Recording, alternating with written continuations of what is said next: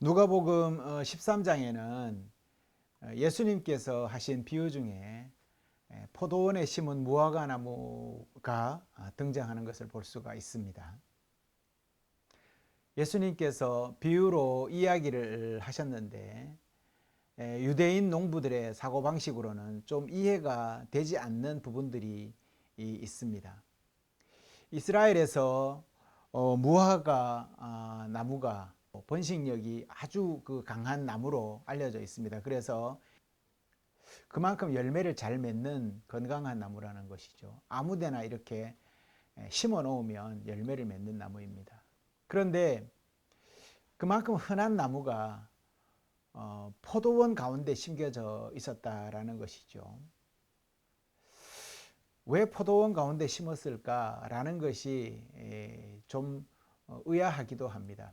아마 생각했을 때 오늘 말씀 가운데서 보는 것처럼 무화과 나무 한 그루를 심었다라고 했으니 의도를 가지고 분명히 그것을 심었을 것이다라는 생각이 듭니다. 이 무화과 나무를 위해서 이 농부는 물을 주고 거름을 주고 정성을 다해서 돌봅니다. 어떻게 보면 그렇게 하는 그 주인의 모습은 무엇입니까? 그 주인은 그 무화과를 통해서 뭔가를 얻고자 했음이 분명할 것입니다.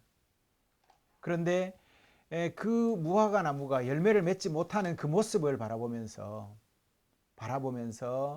어떻게 보면 좀 주인은 모자란 사람이라는 생각이 들 정도입니다.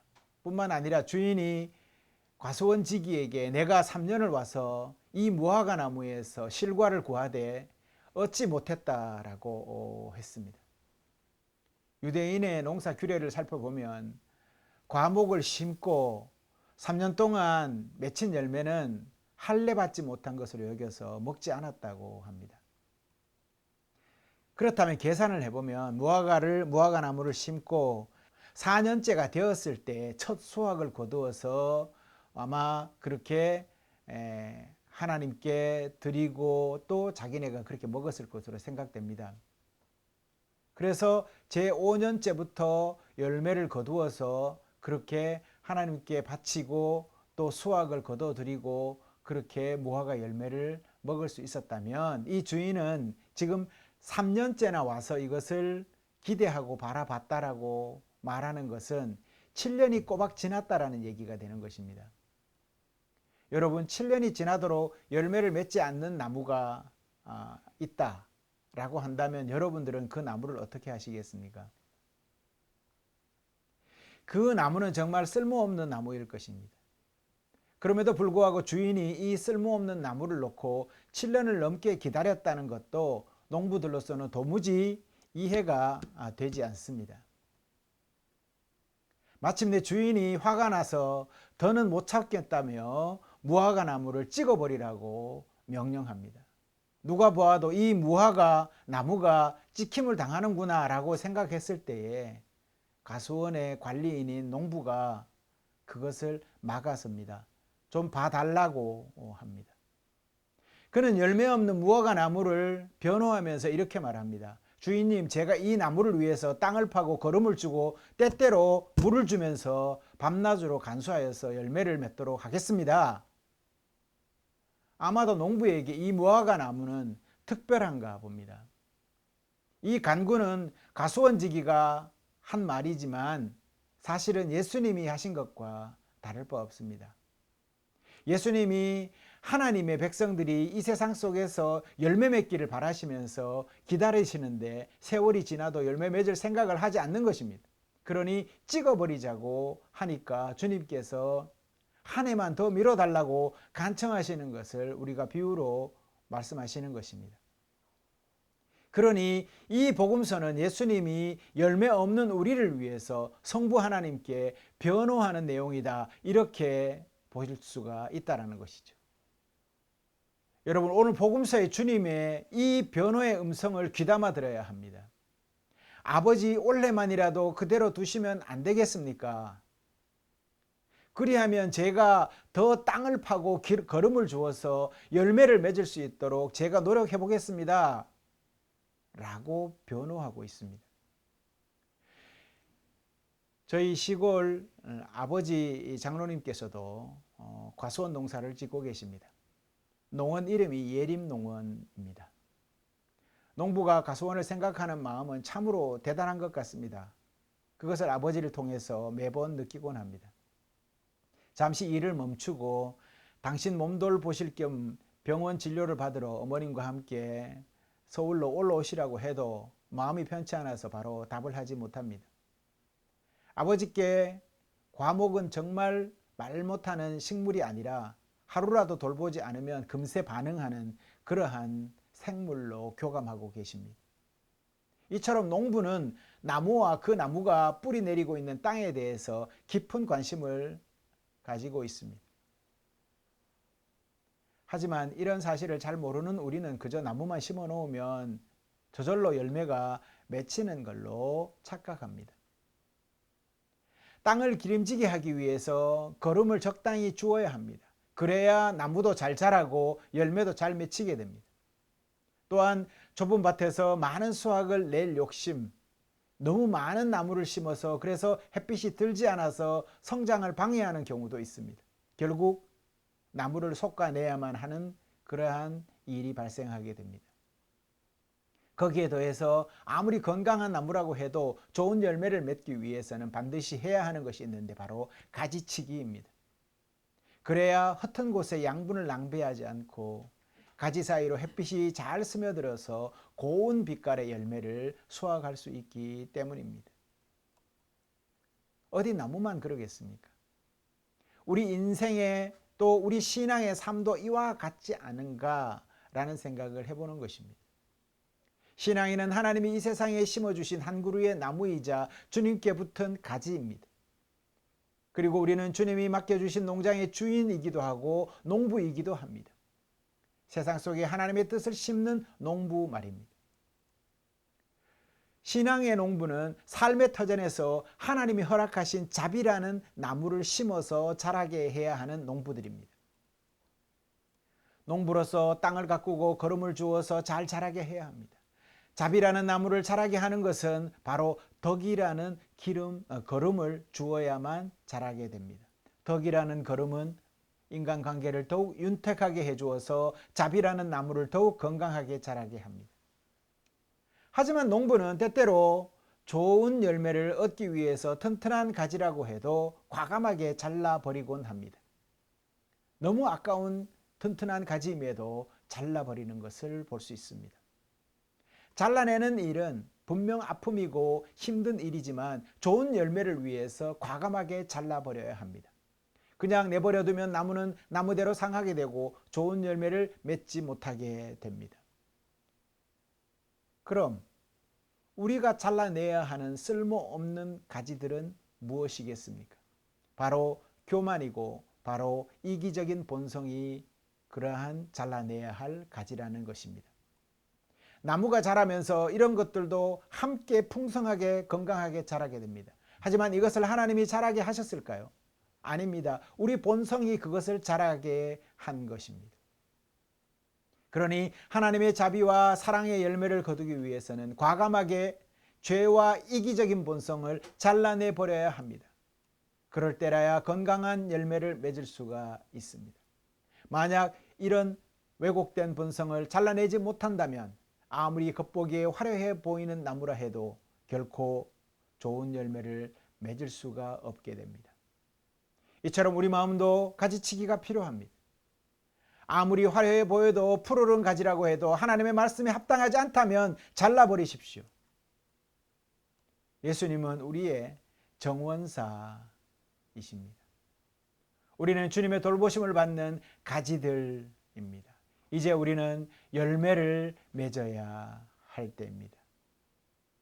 그리고 그 책임과 의무가 우리에게 주어졌습니다. 오늘 복음서에서 포도원 주인은 열매 없는 무화과 나무를 향해서 흙의 기운만 빨아먹으면서 열매 없다면서 잘라버리라고 명령합니다. 이에 포도원 농부는 1년만 더 기다리자고 변호합니다. 만약 그때도 열매 맺지 않는다면 잘라버리자라고 합니다. 농부의 이런 자신감은 어디에서 나오는 것일까요? 농부의 이런 자신감 가득 찬 변론은 분명 내년에는 열매를 맺을 것이라는 확신 없이는 이렇게 말할 수가 없을 것입니다. 이런 변론은 우리 삶 속에서도 찾아볼 수가 있습니다. 어떤 어머니가 큰 죄를 저지른 아들을 변호하면서 우리 아이는 절대 그럴 아이가 아닙니다. 하지만 만약 그랬다 해도 한 번만 기회를 주시면 잘 타일러서 바르게 살도록 해보겠습니다. 라고 간청하는 어머니와 같습니다. 지금 어머니의 말은 어떠한 근거도 없는 말입니다. 어떠한 확신도 없는 말입니다. 다만 아들을 사랑해서 그리 간곡히 부탁하는 것입니다. 사랑해서 믿게 되고 그 사랑에 감동해서 아들은 새 사람이 되는 것입니다. 집 나간 탕자 이야기에서도 같은 맥락으로 우리에게 감동과 깨달음을 주었습니다. 그 비유에서도 아버지의 사랑은 절대 변함이 없습니다. 그 변함없는 사랑이 아들이 돌아올 기회를 갖게 만든 것입니다. 그러니 포도원 농부의 한 해만 더 봐주십시오 라고 변호하는 이 말도 우리 주님이 우리를 사랑하여서 간청하는 것이라는 것을 여러분 분명히 아셔야 합니다. 사랑받는 이들의 공통점이 무엇입니까? 그게 무엇인지 여러분 잘 아십니까? 바로 사랑하는 이의 사랑에 언젠가는 분명 반응한다라는 것입니다. 마치 죄를 지은 아들을 둔 어머니가 그 아들을 믿어서 변화될 때까지 사랑을 붓듯이 그리하여 그 사랑에 감동하여서 변화되듯이 그렇게 반응하는 때를 기다리는 것입니다. 시간이 필요합니다. 그러고 보면 하나님의 사랑은 도무지 변하지 않을 것 같은 정말 우리 돌밭 같은 마음도 녹여서 바른 길로 돌려놓으십니다. 그러니 오늘 복음서의 주님은 열매를 맺지 않을 수가 없을 것입니다. 그러니 한 해만 더 두고 보십시오. 제가 물을 주고 땅을 파고 거름을 주며 잘 돌보도록 하겠습니다 라고 말하지 않습니까? 누구를 위해서요? 바로 우리와 나와 여러분을 위해서 그리 한 해만 더 두고 봐 주십시오 라고 간청하는 것입니다. 즉 내가 더 사랑해서 열매 맺게 하겠습니다. 주님, 하나님 이라는 말입니다. 그러니 사랑에는 때와 분량이 차야만 합니다. 역설적으로 늦게 열매 맺는다는 말은 무엇이겠습니까? 그러면 늦게 열매 맺고 반응한다라는 이 말은 그 그릇과 분량이 커서 늦게 가득 찬다라고도 볼 수 있습니다. 그러니 우리 또한 주님의 그 사랑받아서 형제들에게 나눌 때에 이만큼 했으면 이제는 열매 맺어야 하지 않겠나? 라고 떼쓰지 말고 좀 더 여유 있게 기다리며 한 해만 더 봐주십시오 라는 긍휼과 자비를 우리에게 채워나가야 할 것입니다. 이렇게 우리가 정말 이만큼 했으면 이제는 열매를 맺어야지 그렇지 않아 라는 이런 마음이 들 때 그런 생각을 하겠지만 아직 더 사랑을 부어야 할 만큼 그렇게 가득 찰 만큼 사랑이 곧푼 것일 수도 있다는 것을 우리는 알아야겠습니다. 성경의 대표적인 인물이 있지 않습니까? 누굽니까? 바울입니다. 바울은 요즘 말로 오지게 예수를 믿는 사람들을 핍박했던 사람 아닙니까?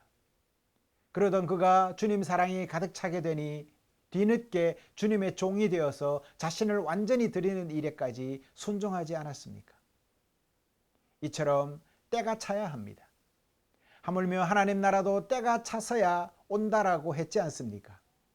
회개도 때가 차야 합니다. 영적인 깨달음도 때가 차야 오는 것입니다. 이처럼 우리에게 기회를 주시고자 하는 마음은 주님의 사랑의 발로인 것입니다.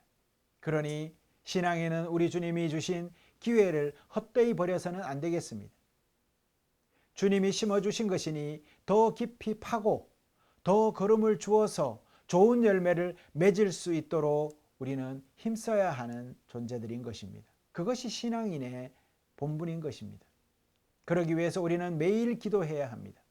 기도 속에서 그분의 뜻을 분별하고 다시 힘내어서 일어서야 하는 것입니다. 또한 하나님의 하라고 하시는 명령에 순종해야 하는 것입니다. 하나님이 우리더러 무엇을 하라고 하십니까? 당신이 보여주신 것 같이 행하라고 하십니다. 무엇을 보여주셨습니까? 우리에게 섬김과 사랑의 자비를 보여주셨습니다. 그것을 우리에게 보여주셨으니 우리 또한 각자의 삶의 자리에서 그것을 형제들에게 실천하며 보여주어야 할 책임과 의무가 있는 것입니다. 그렇게 순종한다면 분명 여러분은 하나님의 좋은 열매를 맺게 될 것입니다. 그러나 반대로 열매를 맺지 못한다면 어떻게 될까요? 누누이 말하는 주님의 음성처럼 베어버림을 당하게 될 것입니다. 그러니 열매가 없으면 배임을 당하게 되는 일이 반드시 일어날 것이라는 말입니다. 여러분, 우리 주님의 말씀이 날카롭게 들리십니까? 주님은 지금 우리를 겁주려고 이런 강한 말투로 윽박지르는 것이 아닙니다. 여러분, 만약 여러분이 사랑하는 자녀가 잘못된 길로 가고 있다면 호되게 혼내고 바른 길로 가게 하는 것이 부모의 사랑 아니겠습니까? 만약 옆집 아이가 잘못된 길로 빠진다고 해서 내가 열내면서 혼낸다면, 옆집 아저씨가 혼낸다면 좀 이상하지 않습니까? 자기 자식도 아닌데 그리 열내는 사람은 없습니다. 마찬가지입니다. 우리 하나님은 우리를 자녀 삼으셨습니다. 그러니 우리는 하나님의 자녀들입니다. 그러니 하나님 대신 주님이 우리를 단단히 타이르는 것은 당연한 일입니다. 그렇게 하시는 것은 우리를 너무도 사랑하셔서 당신 백성다운 삶을 살아가게 하시기 위해서 하시는 것입니다. 그러니 우리는 주님의 백성다움을 이 사순기간 회복할 수 있기를 바랍니다. 그렇게 여러분의 영적 건강이 삶 속에서 어떤 모습으로 나타나고 있는지를 돌아보시기를 바랍니다. 여러분의 삶의 자리에서 영적 건강으로 인해 어떤 열매가 맺어지고 있습니까? 돌아보시기 바랍니다. 그리고 하나님이 이 영적 건강을 유지하기 위해 당장 여러분이 하시기를 바라는 것은 무엇인지 생각해 보시기 바랍니다. 그것을 하라고 말씀하시는 성령님의 음성에 여러분은 이제 예라고 답하고 풍성한 열매를 맺으시는 모든 분들이 되었으면 합니다. 한 해만 더 두고 봐주십시오. 내가 더 땅을 파고 걸음을 주어서 보살피겠습니다. 이것은 우리 주님이 우리를 위해 아버지께 하신 사랑의 변호입니다. 기도하시겠습니다.